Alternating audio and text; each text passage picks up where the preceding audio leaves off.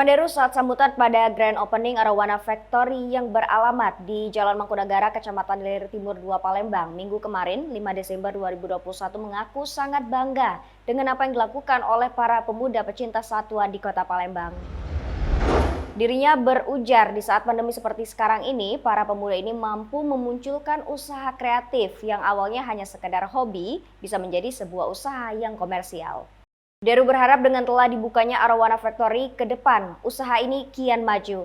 Sementara itu, owner Animal and Arowana Factory Palembang, Ahmad Fikri, mengatakan hadirnya usaha ini bermula hobi sehingga bisa terbentuk Arowana Factory. Adanya Arowana Factory ini juga lanjutan dari bertujuan untuk memberikan sumbangsi serta mengedukasi kepada masyarakat bagaimana cara perawatannya.